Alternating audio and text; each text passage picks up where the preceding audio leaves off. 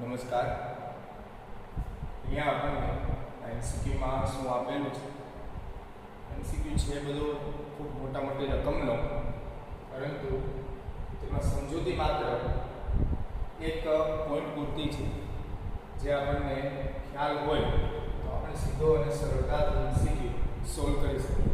જોઈએ જોવા શું છે કે નિર્બળ એસિડ HA એક નિર્બળ એસિડ છે HA અને પ્રબળ બેઝ KOH સાથેની તટસ્થીકરણ એન્થાલ્પી, એટલે કે એસિડ અને બેઝનું તટસ્થીકરણ થાય ત્યારે કેટલી એન્થાલ્પીનો ફેરફાર થાય છે, ઉષ્માનો ફેરફાર થાય છે, કે -12.2 કિલો કેલરી પર ગ્રામ તુલ્ય.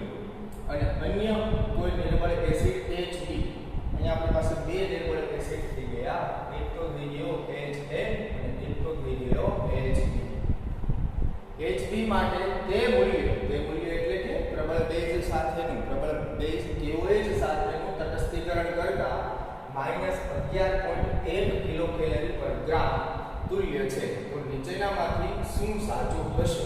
કહેવાનો મતલબ કે બે એસિડ છે HA અને HB, અને એ બંને એસિડનું HA અને HB આ બંને એસિડનું KOH ની સાથે તટસ્થીકરણ થાય છે. KOH ની સાથે તટસ્થીકરણ થાય છે ત્યારે આ બંનેનું તટસ્થીકરણ થાય ત્યારે -12.2 જેટલી ઊર્જા છે એ છૂટી પડે છે, અને HB અને KOH નું થાય છે ત્યારે -11.1 કિલો કેલરી પ્રતિ ગ્રામ જેટલી ઊર્જા છૂટી પડે છે. હવે એક વસ્તુ અહીંયા પણ ધ્યાન રાખવાનું છે કે આ માઈનસ નિશાની છે એ માત્ર ને માત્ર એ વસ્તુ દર્શાવે છે કે ઊર્જા છૂટી પડે છે. માઈનસ એટલે મૂલ્ય માઈનસ કદાપી હોતું નથી. મૂલ્ય કદાપી માઈનસ હોતું નથી. આ મૂલ્ય છે એ દર્શાવે છે કે એટલી ઊર્જા એ પ્રક્રિયા દરમિયાન, તટસ્થીકરણ પ્રક્રિયા દરમિયાન, અને આપણે જાણીએ છીએ કે તટસ્થીકરણ પ્રક્રિયા એસિડ બેઝની એ હંમેશા ઉષ્મા ક્ષેપક હોય છે, એટલે કે ઉષ્મા ઊર્જા બહાર ફેંકાતી હોય છે. તો અહીંયા આ મૂલ્ય છે એ કેવું થઈ જશે? વધુ મૂલ્ય રહેશે, અને આ મૂલ્ય કેવું થશે? ઓછું મૂલ્ય થશે. હવે આપણને એટલી વસ્તુ તો રકમમાં કહી દીધેલી છે. હવે આપણે આના માટે શું શોધવાનું છે તો એ આપણને ઓપ્શન પરથી ખ્યાલ આવે છે કે તેના pKa અને pKb, એટલે કે આનું જે મૂલ્ય છે એને pKa મૂલ્ય કીધેલું છે એ એસિડનું, અને આનું જે મૂલ્ય છે એને pKb મૂલ્ય કીધેલું છે. pK મૂલ્ય છે એ 7મા ચેપ્ટર સંતુલનમાં ઇક્વિલિબ્રિયમમાં આપણે આવે છે, અને જેમાં આપણને એ પણ વસ્તુની ખબર છે કે જેમ મૂલ્ય છે એ ઓછું હોય, જેમ મૂલ્ય છે એ કેવું હોય? ઓછું હોય pKa નું, તેમ તેની એસિડિકતા વધારે હોય છે. જેમ મૂલ્ય ઓછું હોય એ ઓછું મૂલ્ય કોનું છે? ઓછું મૂલ્ય કોનું થાય છે? HB નું. તો તેની એસિડિકતા છે એ કેવી થશે? કહેવાનો મતલબ કે એને સિમ્પલી એવું પણ કહી શકાય કે અહીંયા તટસ્થીકરણ દરમિયાન જે ઊર્જાનો એન્થાલ્પીનો ફેરફાર છે એ ઓછો છે, અને મૂલ્યનો ફેરફાર ઓછો હોય તો તેના pKb નું મૂલ્ય કેવું હોય? વધારે હોય. સંતુલન અચળાંક K નું મૂલ્ય છે એ ઓછું હોય, ઓછાની સાથે ઓછું હોય, બરાબર. આમના Kb નું મૂલ્ય છે એ આમની સાથે હોય. કહેવાનો મતલબ કે સંતુલન અચળાંકનું મૂલ્ય છે એના સાથે જ હોય છે, પરંતુ pKb એટલે એ આખી વસ્તુ કેવી થઈ જાય? રિવર્સ, એટલે કે ઓછી હોય એ વધુ થઈ જાય, વધુ હોય એ ઓછી થઈ જાય. એટલે pKb નું મૂલ્ય છે એ આનું Kb નું ઓછું થાય છે, તો pKb નું મૂલ્ય કેવું થઈ જશે? એનું વધુ. અને pKa નું મૂલ્ય કેવું થઈ જશે? આનું મૂલ્ય આ વધુ છે, એટલે કે Ka નું મૂલ્ય વધુ છે, અને Ka નું મૂલ્ય વધુ હોય તો તે pKa નું મૂલ્ય કેવું થઈ જાય? ઓછું. કહેવાનો મતલબ કે pKa અને pKb વચ્ચેનો સંબંધ છે એ કંઈક આ રીતે થઈ જાય કે Kb નું મૂલ્ય છે એ કેવું થઈ જશે? pKb નું મૂલ્ય વધુ થઈ જશે, અને pKa નું મૂલ્ય કેવું થઈ જશે? ઓછું થઈ જશે. કહેવાનો મતલબ કે HB છે તેની એસિડિકતા છે એ ઓછી છે, તો એસિડિકતા ઓછી હોય તો એના pKb નું મૂલ્ય કેવું થશે?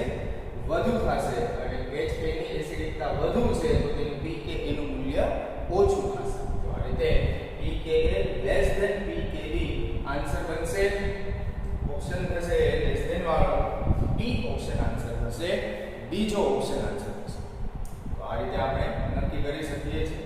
એ સિવાય નેક્સ્ટ આપણે એમસીક્યુ એવું જ કંઈક છે. આપણે રકમ છે એ ખૂબ મોટી આપેલી છે, જેથી કરીને આપણો ટાઈમ વેસ્ટ થાય.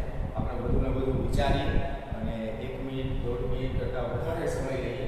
બાકી વાત બહુ સીધી અને સરળ છે. જો અહીંયા શું કહે છે કે 0.1 મોલર HCl ના 10 ml દ્રાવણને 0.1 મોલર KOH ના 10 ml દ્રાવણ સાથે મિશ્ર કરતા તાપમાનમાં થતો વધારો 4 અંશ સેલ્સિયસ જેટલો છે. કહેવાનો મતલબ કે ભાઈ એક પાત્રમાં કઈ કઈ વસ્તુ એડ કરે છે? એક તો એડ કરે છે 0.1 મોલર HCl કે જે 10 ml જેટલું છે, અને એક એડ થાય છે 0.1 મોલર KOH કે જે પણ 10 ml જેટલું છે. ત્યારે તાપમાનમાં થતો ફેરફાર, તાપમાનમાં થતો તફાવત શું છે? તો 4 અંશ સેલ્સિયસનો વધારો થાય છે. 4 અંશ સેલ્સિયસનો શું થાય છે? વધારો થાય છે. એ સિવાય આપણે બીજા પાત્રમાં શું કીધેલું છે? બીજી કન્ડિશન આપેલી છે તેમાં કે તેમાં પણ એવું જ કંઈક છે કે 0.1 મોલર HCl, આ 0.1 મોલર HCl જે 100 ml જેટલું આપેલું છે, અને બીજું ઉમેરે છે 0.1 મોલર KOH જે પણ 100 ml જેટલું આપેલું છે. આ રીતે છે. અને ત્યારે આપણને પૂછે છે કે તાપમાનમાં ફેરફાર શું થાય? તાપમાનમાં ફેરફાર શું થાય? તો આ બરાબરથી જોશો તમે કે બંનેમાં મોલ છે એ તો સરખા જ છે. બંનેમાં છે એ મોલ છે. જો આ બંનેના મોલ છે એ સમાન થઈ ગયા, આ બંનેના મોલ છે પણ સમાન થઈ ગયા. કહેવાનો મતલબ કે 0.1 મોલર અને 10 ml ના જે મોલ આવશે એ જ મોલ 0.1 મોલર અને 10 ml KOH ના આવશે. એટલે કે સમાન મોલમાં એસિડ અને સમાન મોલમાં બેઝ તટસ્થીકરણ થાય છે. તો તટસ્થીકરણ થાય ત્યારે જેટલી ઊર્જા છૂટી પડે, સમાન મોલ છે બંનેના. જ્યારે અહીંયા પણ તમે જોવો કે 0.1 મોલર 100 ml અને 0.1 મોલર KOH ના પણ 100 ml, તો એ બંને પણ એસિડ અને બેઝના સમાન મોલ થાય છે. તો સમાન મોલમાં એસિડ અને બેઝ જો ભળતા હોય, મિશ્ર થતા હોય, તો તાપમાનમાં થતો ફેરફાર પણ કેવો જ હોય? સમાન જ હોય. કહેવાનો મતલબ કે અહીંયા છે એ બંનેના સમાન મોલ છે, તો અહીંયા પણ બંનેના સમાન મોલ છે, તો તાપમાનમાં થતો ફેરફાર પણ કેવો જ થાય?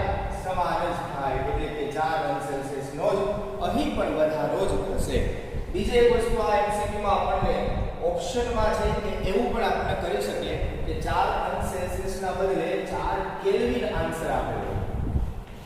4 અંશ સેલ્સિયસના બદલે આપણને 4 કેલ્વિન આન્સર આપેલો હોય તો પણ આન્સર તો 4 કેલ્વિન જ થશે. શા માટે? અહીંયા છે વધારો ઘટાડો એ રીતે છે. કેટલું તાપમાન થાય છે એમ નથી પૂછતા, ફેરફાર કેટલો થાય છે એ. અને આની પહેલા પણ આપણે એક એમસીક્યુમાં વાત કરેલી છે કે સેલ્સિયસ અને કેલ્વિનનો ફેરફાર તફાવત સમાન હોય છે. તફાવત સમાન હોય છે. બાકી આપણે જાણીએ છીએ 0 અંશ સેલ્સિયસ બરાબર 273 કેલ્વિન એ જાણીએ છીએ, પરંતુ 0 અંશ સેલ્સિયસ ને 273, હવે બંનેમાં હું 2 નો ફેરફાર કરું તો આ 2 અંશ સેલ્સિયસ થઈ જાય, આ 275 કેલ્વિન થઈ જાય. તો તફાવત છે એ હંમેશા બંનેનો કેવો હોય? ફેરફાર હંમેશા કેવો હોય? બંનેનો સમાન હોય છે. જેથી કરીને અહીંયા 4 અંશ સેલ્સિયસ કહો તો પણ એ જ આન્સર બને, અને 4 કેલ્વિન કહો તો પણ એ જ આન્સર થાય. એટલે ક્યારેક આપણને છે આ જ એમસીક્યુ આ જ રીતે સવાલ પૂછો હોય, અથવા તો એસિડ અને બેઝ છે અલગ અલગ લઈ લીધા હોય તો પણ આપણે ઓપ્શનમાં પણ આ રીતે ફસાવી શકીએ, જ્યાં આપણે થોડું ધ્યાનથી જોવાનું થશે કે સેલ્સિયસ અને કેલ્વિનનો તફાવત સમાન હોય છે. ચલો એ સિવાય નેક્સ્ટ એમસીક્યુ જોઈએ. પાણીની વિગલન મોલર ઉષ્મા 6.01 જૂલ પ્રતિ મોલ છે. અહીંયા આપણે એક પાણીની પીગલન મોલર ઉષ્મા એટલે કે પાણી એટલે કે બરફ હોય એ પીગળે ત્યારે કેટલી ઉષ્માનો ફેરફાર થાય છે એ આપણને આપ્યો છે, જે 6.01 જૂલ પ્રતિ મોલ છે. પાણીના પીગલન બિંદુએ પાણીના 36 ગ્રામમાં થતો એન્થાલ્પીનો ફેરફાર જણાવો. કહેવાનો મતલબ કે અહીંયા આપણને 36 ગ્રામ પાણી હોય તો કેટલો ફેરફાર થાય એ આપણને ત્યાં પૂછે છે. તો તમને ખબર હોય છે ભાઈ કે અહીંયા ફેરફાર છે ઉર્જાનો ફેરફાર એટલે હું એને એન્થાલ્પીનો ફેરફાર પણ કહી શકું ડેલ્ટા H જે છે 6.01 જૂલ પ્રતિ મોલ અને અહીંયા તાપમાન છે T તો ઓરડાના તાપમાને હોય એટલે કે એને હું 273 કેલ્વિન કહી શકું ભાઈ કેટલા કેલ્વિન થઈ શકે 273 કેલ્વિન એ સિવાય આવે અહીંયા 36 ગ્રામ છે એટલે પાણીના મોલ કેટલા થઈ ગયા પાણીના મોલ 18 ગ્રામે 1 મોલ થાય તો 36 ગ્રામ કેટલા મોલ થઈ જાય 2 મોલ થઈ જાય તો હવે આપણે કેટલો ફેરફાર થાય એ સમજવો છે પ્રતિ મોલ કેટલો થાય એ અને પછી આપણે એને સરખામણી કરશું કે 2 મોલે કેટલો થાય કારણ કે આપણે જે આ ફેરફાર આપેલો છે પ્રતિ મોલ આપેલો છે તો જી ભાઈ ઊર્જાનો ફેરફાર બરાબર ડેલ્ટા H upon T કહો અને આ જગ્યાએ 6.01 ના છેદમાં 273 અને એનું કેલ્ક્યુલેશન કરો તો આન્સર બનતો હોય છે 0.022 જૂલ પર મોલ અને અહીંયા તમે જોશો કે બધા આન્સર છે કિલો જૂલમાં આપેલા છે તો આને આપણે કિલો જૂલમાં ફેરવવું પડશે અને તો કિલો જૂલમાં થઈ જશે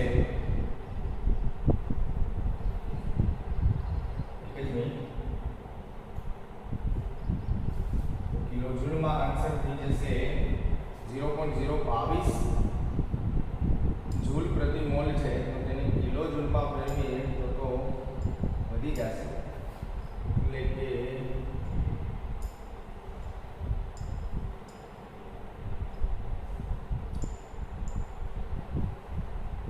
આ કિલો જૂલમાં હોવા જોઈએ એ મિસ્ટેક કરી એ રીતે હોય આ કિલો જૂલમાં હોવા જોઈએ અને જેને પછી જૂલમાં આન્સર બનાવતા હોય એટલે કે આને જૂલમાં ફેરવી દે 2 અને 3 22 જૂલ પ્રતિ મોલ આ રીતે બને કિલો જૂલને જૂલમાં ફેરવીએ એટલે 3 પોઈન્ટ છે એ ઓછા થઈ ગયા અને 22 જૂલ પ્રતિ મોલ છે એટલે એનો મતલબ થયો કે 1 મોલમાં 22 જૂલ જેટલી ઊર્જાનો ફેરફાર થાય તો આપણી પાસે પાણી કેટલા મોલ છે 2 મોલ તો 2 મોલમાં કેટલો થાય 2 મોલ પાણીની ઉષ્મા ફેરફાર બરાબર 1 મોલે 22 તો 2 મોલે કેટલું થઈ જાય સીધું 44 જૂલ પર મોલ આન્સર એટલે કે 44 જૂલ પર મોલ સી આન્સર બનતો હોય 44 જૂલ પર મોલ આપણે આન્સર થઈ જાય સી ઓપ્શન આન્સર બને 44 જૂલ પર મોલ નેક્સ્ટ એમસીક્યુ જો 0.5 મોલ HNO3 નું તટસ્થીકરણ 0.2 મોલ NaOH સાથે કરવામાં આવે છે અહીંયા છે આ રીતે આપેલું છે 0.5 મોલ HNO3 અને તેનું તટસ્થીકરણ કીધું છે 0.2 મોલ NaOH સાથે હવે આ બંનેનો આપણે પહેલા તો જોવું પડે તુલ્ય ભાર તો બંનેનો તુલ્ય ભાર છે એ તો એક જ થશે ખરેખર તુલ્ય ભાર ન કહેતા તેને આપણે એસિડિકતા અને બેઝિકતા કહીએ એસિડની હોય બેઝિકતા છે 1 અને આમની NaOH ની એસિડિકતા એ પણ છે 1 એટલે કોઈ તકલીફ નથી તેનો આણ્વીય દળ એ જ એનો તુલ્ય ભાર થઈ જશે બેઝિકતા અને એસિડિકતા 1 છે એટલા માટે હવે તમે જોશો કે 0.5 મોલ અને 0.2 મોલ તો એ બંનેના મોલ સમાન નથી એટલે શું થશે કે 0.2 મોલ ઓછા થશે એટલે કે આને આપણે બીજા શબ્દમાં એ પણ કહી શકાય કે આ સીમિત પ્રક્રિયક છે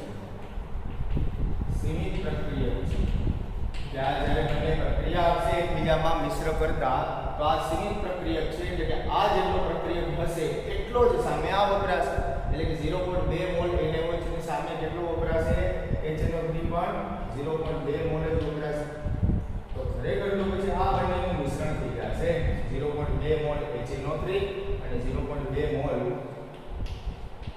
NaOH આનું મિશ્રણ થઈ જશે હવે આપણને આ આન્સર બધા કિલો જૂલમાં આપેલા છે અને કિલો જૂલની બાબતમાં આપણે જાણીએ છીએ કે એસિડ કે બેઝ હોય તેની તટસ્થીકરણ એન્થાલ્પી હોય છે 57 કિલો જૂલ પર મોલ એટલે કે 1 મોલની એન્થાલ્પીનો ફેરફાર થતો 57 કિલો જૂલ. તો અહીંયા આપણે કેટલા મોલ થઈ ગયા છે? 0.2 મોલ થઈ ગયા છે. બરાબર, ટોટલ તો એ 0.2 મોલ થાય કે ત્રિરાશી તો આપણે આ રીતે મૂકવાની થશે કે 1 મોલ હોય તો 57 કિલો જૂલ, તો 0.2 મોલ હોય તો કેટલું થઈ જાય? તો ત્રિરાશી મૂકીએ તો એ થઈ જાય 57 ગુણ્યા 0.2. એ આન્સર થઈ જશે ડબલ થઈ જાય તો 114 અને 1 પોઈન્ટ આવે છે 11.4.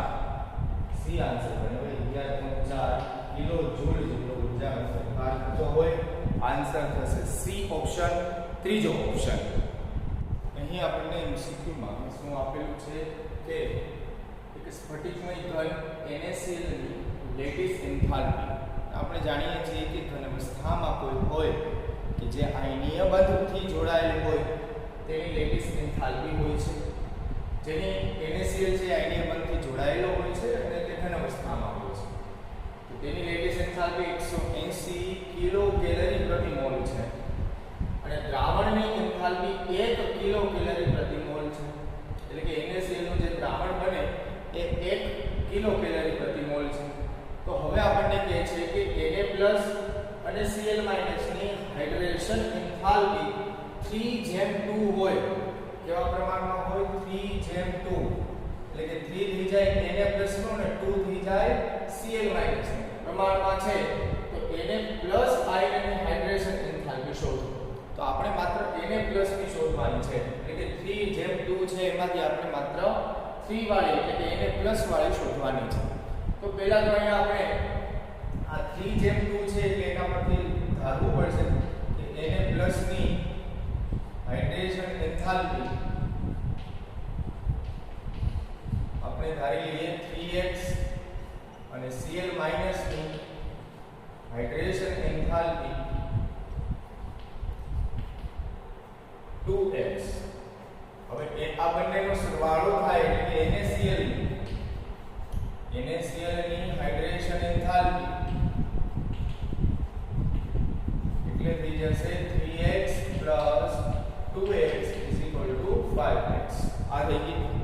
પછી એક આપણે થિયરી વખતે ઉષ્માગતિશાસ્ત્રના ચેપ્ટરમાં થિયરી વખતે દ્રાવણની એન્થાલ્પીના ટોપિકમાં આપણે એ વસ્તુ સમજ્યા છીએ કે દ્રાવણની એન્થાલ્પી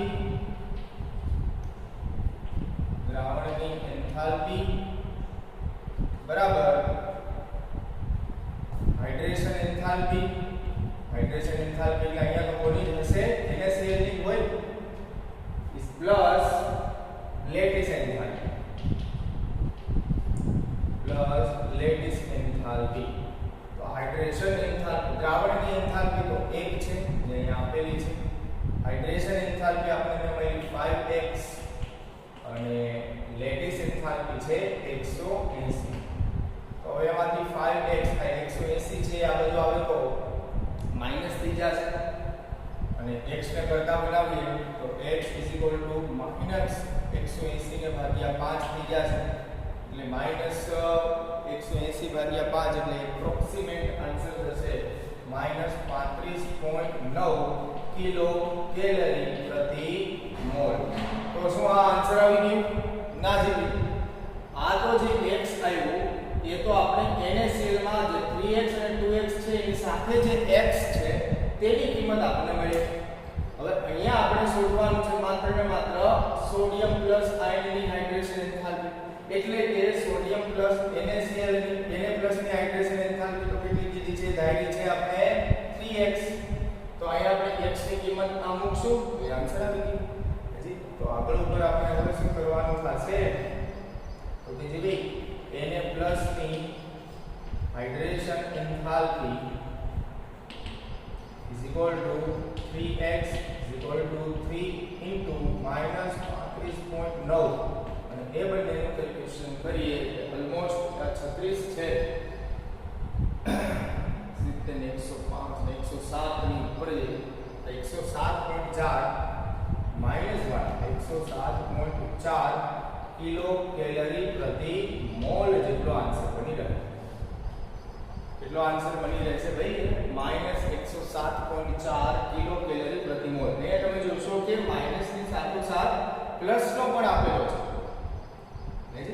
આપણને એ ખબર છે કે જ્યારે આ પ્રકારની હાઇડ્રેશન એન્થાલ્પી થાય, જ્યારે દ્રાવણ બને ત્યારે ઉષ્માક્ષેપક હોય છે, એટલે કે ઊર્જા છૂટી પડતી હોય છે. માઈનસ વાળો આન્સર બનશે.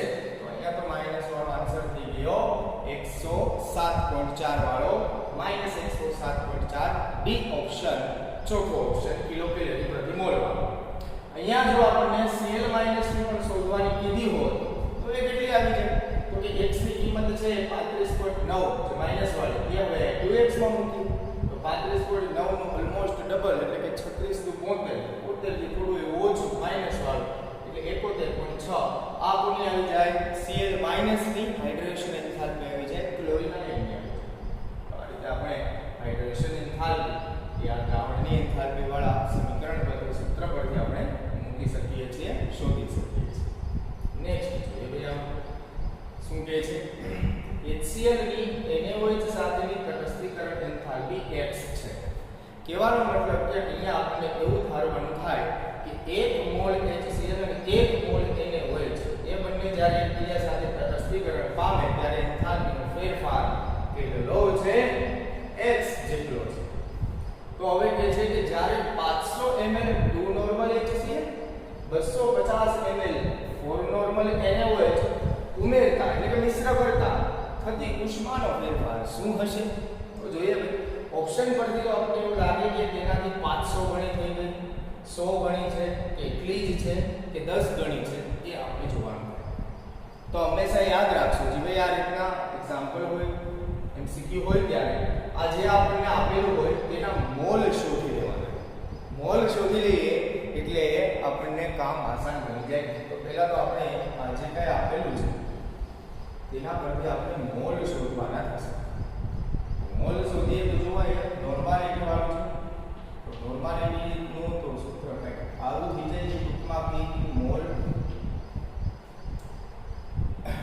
નોર્માલિટી છે તેને આપણે મોલારિટીમાં ફેરવીએ તો સીધું સરળ થઈ જશે ડાયરેક્ટ. જો બંનેની નોર્માલિટી કહો કે મોલારિટી કહો, HCl કે NaOH બંનેની સરખી થશે, કારણ કે HCl ની બેઝિકતા એક જ છે એટલે નોર્માલિટી મોલારિટી બંને એક જ થશે, અને NaOH ની બેઝિકતા એક હોય છે એટલે પણ નોર્માલિટી અને મોલારિટી એક જ થશે.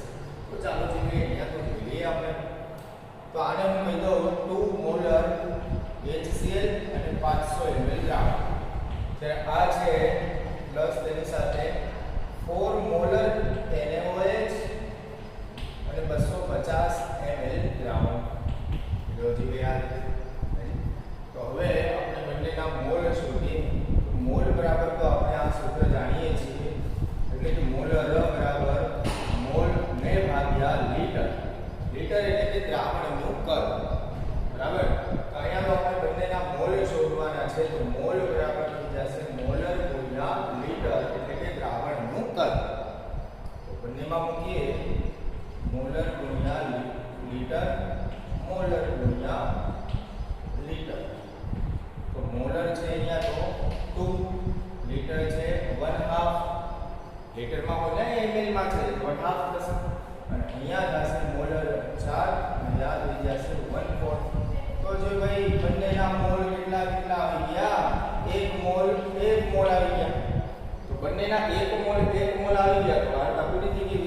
તો આ જ્યારે HCl અને NaOH ની તટસ્થીકરણ એન્થાલ્પી આપણે x કીધી છે, તો 1 મોલ 1 મોલ ની પણ કેટલી જ હોય? કારણ કે આ જે એન્થાલ્પી આપણને આપેલી છે પ્રતિ મોલ જ હોય. તો અહીંયા પણ આપણે બંનેને એક જ મોલ આવી ગઈ છે, જેથી કરીને તટસ્થીકરણ એન્થાલ્પી એટલી જ થશે, એટલે કે x થશે. અહીં ઘણી વખત ઓપ્શનમાં એવું પણ આવે તેટલી જ થશે, તેનાથી બમણી થશે, તેનાથી અડધી થશે, તેનાથી 5 ગણી થશે, કહી ન શકાય એવું બધું આવે. તેટલી જ થશે એટલે કે આન્સર બનશે સી ઓપ્શન, ત્રીજો ઓપ્શન x. નેક્સ્ટ જોઈએ આપણે MCQ કંઈક આના જેવો જ મળતો આવે છે, પરંતુ આનાથી થોડુંક એક સ્ટેપ આગળ આવશે. આપેલ મિશ્રણ વખતે થતો એન્થાલ્પીનો ફેરફાર ગણ. અહીંયા આપણે કિલો જૂલમાં આપેલું છે. આપણને ખબર છે કે તટસ્થીકરણ એન્થાલ્પી નું મૂલ્ય 57.1 કિલો જૂલ પર મોલ હોય છે. એટલે કે એક મોલ દ્રાવણ મિશ્રણ થાય એસિડ અને બેઝના, તો ત્યારે 57.1 કિલો જૂલ જેટલી ઉર્જા છે એ છૂટી પડતી હોય છે. છૂટી પડતી હોય છે એટલે તમે માઇનસ પણ કહી શકો, આ માઇનસ પણ થઈ શકે, માઇનસ 57.1 કિલો જૂલ, અથવા તો છેલ્લે સમજીને તમે માઇનસ લખી શકો, બંને વાત એક થશે. હવે આપણે 400 ml 0.2 મોલર અને 300 ml 0.1 મોલર કેવો જ આપેલું છે. 400 ml 0.2 મોલર H2SO4 અને 300 ml 0.1 મોલર KOH. અહીંયા રકમમાં તો ક્યાંય ભૂલ છે નહીં, ના જી ભાઈ બરાબર છે. ચલો તો 400 ml અને તો આની જનરલ થશે.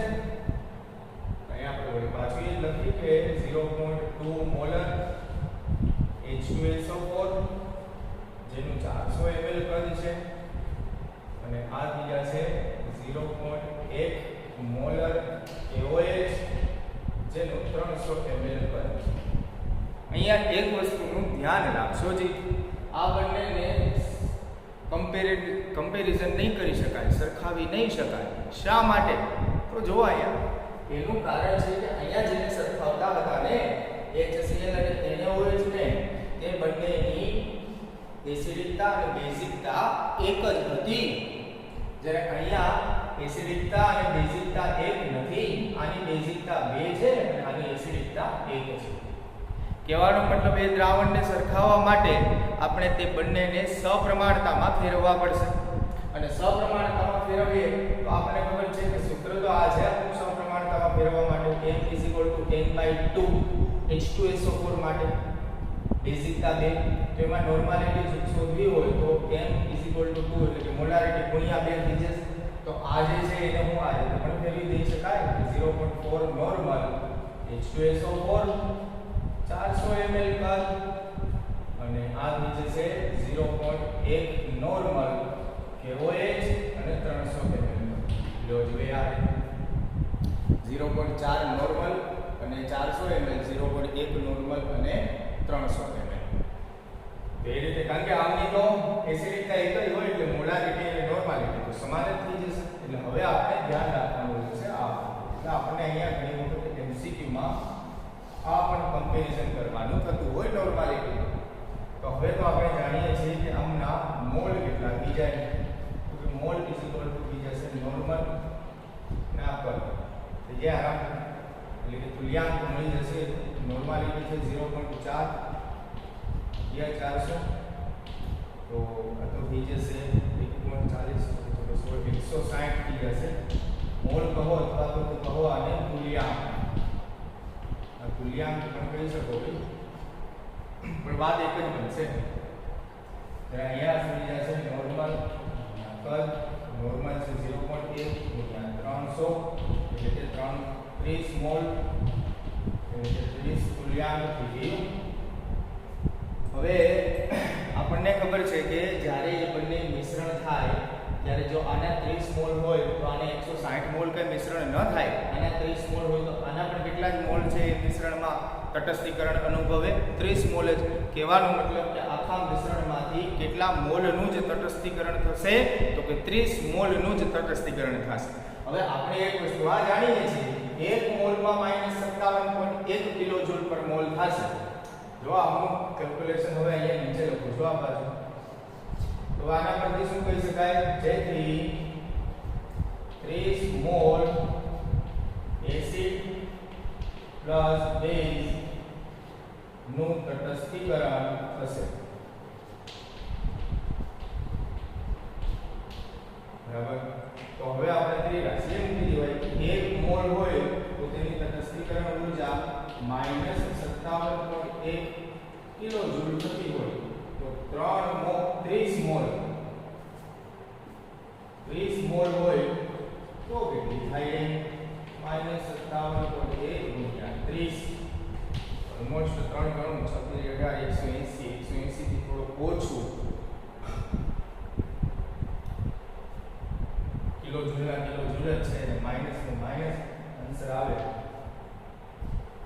17.171.3 વાળું એટલે કે 171 અને 3 કિલોજૂલ થઈ જશે. કારણ કે આ 57 અને 3 નો 71 થાય અને 0 છે એટલે 1 પોઈન્ટ જો આગળ જાય એટલે 1710 આપણા મુજબ આવે. તો આન્સરમાં જે રીતે છે વિચારી તો 1713 કિલોજૂલ આન્સર થશે. બી ઓપ્શન આન્સર આવશે, બીજો ઓપ્શન. તો આ રીતે પણ આપણે મોલારિટી આપેલી હોય પરંતુ બંનેના તુલ્યાંક સમાન ન થતા હોય એટલે કે બંનેની એસિડિકતા અને બેઝિકતા સમાન ન હોય ત્યારે આ રીતે કરવું પડતું હોય છે. અને જો સમાન હોય તો સરળ વસ્તુ થોડી થઈ જાય. નેક્સ્ટ ખૂબ જ નાનો અને ચૂકલો કે નીચેનામાંથી કયો ગુણધર્મ માત્રાત્મક ગુણધર્મ છે? કયો ગુણધર્મ માત્રાત્મક ગુણધર્મ છે? તો આપણે જાણીએ છીએ કે માત્રાત્મક ગુણધર્મ કયો હોય છે કે જે માત્રા પર આધાર રાખે, જે પદાર્થ કે જથ્થાની માત્રા પર આધાર રાખે. તો માત્રા પર આધાર રાખે તો હોય છે તેની ઉર્જા. પછી તે આંતરિક ઉર્જા કહો, એન્થાલ્પીની કહો, એન્ટ્રોપી કહો, ગિબ્સની ઉર્જા કહો, જે કહો એ ઉર્જા એનર્જી એ એના જથ્થા પર આધાર રાખે. E = mc² મુજબ. જો એનો જથ્થો બદલતો જાય, દળ બદલતું જાય તો એની ઉર્જા પણ બદલતી જાય. એટલે કે દળ છે એ માત્રાત્મક ગુણધર્મ છે, માત્રા બદલતી જાય, દળ બદલતો જાય તો તેની સામે ઉર્જા પણ બદલતી જાય એટલે કે એ પણ માત્રાત્મક ગુણધર્મ બની રહે. આન્સર થશે ત્રીજો, સી ઓપ્શન.